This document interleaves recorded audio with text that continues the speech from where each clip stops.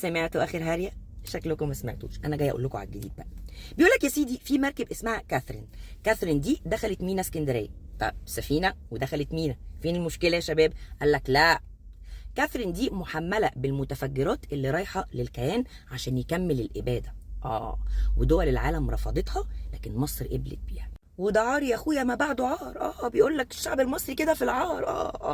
ليه يا اخويا لبستنا العار؟ نهار اسود ومنيل، يا ده يا دقي، جبتوا الكلام ده منين يا ولاد؟ قال لك من صفحه الموقف المصري على اكس وعلى الفيسبوك. طب يا موقف يا مصري، جبت الكلام ده منين؟ قال لك من موقع صحيح مصر اللي بيدار من خارج مصر. والله العظيم 3. وشبكه القدس بالجروب بتاعها على التليجرام نشرت الخبر. ايوه، جبتوا الكلام ده منين؟ هو كده، هو كده يا باشا، انت تصدقنا كده، هو كده. طب ماشي يا باشا، انا هاجي معاك لحد الاخر. والله انا جاي معاك لحد الاخر. سيبوكوا من ان دولا عن دول العالم الكيان اختار مصر عشان يفرجها على السلاح بتاعه. سيبوكوا من الحته دي خالص. عادي.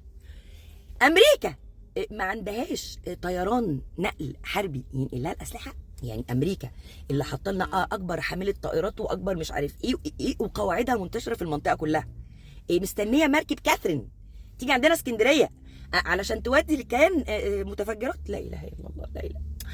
خلينا بقى في متن الخبر. بيقول لك ايه بقى يا سيدي في الخبر؟ ان المركب دخلت من مضيق باب المندب. خد لي بالك، الحوثي اللي موقف الملاحه في البحر الاحمر دخل المركب دي بالذات. ساب المركب دي تعدي. ودخلت البحر الاحمر، عدت ودخلت قناه السويس. تمام، حلو.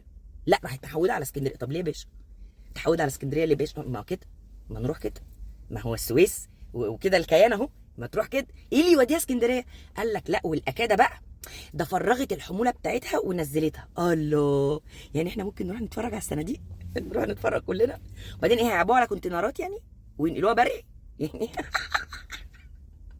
هتتمشى في مصر معانا الحاجات دي؟ لا اله الا الله. بيقول لك يا سيدي في المثل، لو كان المتكلم مجنون فالمستمع عاقل. وانا جاي على الصبح كده اقول لصاحب الخبر ده غطيها الا تستهوى، والله غطيها الا تستهوى. اما تحب تالف تاليفه، الف كلام يدخل العقل. مش كل الناس القطيع. في ناس بتشغل مخها عادي عادي والله. وصباح الفل، وربنا يخليني ليكم وما يحرمكوش مني، وافضل اجيب لكم الهري والهري الاخر طول العمر ان شاء الله. يقطع هريكم يا ابو عدا. صباح الورد.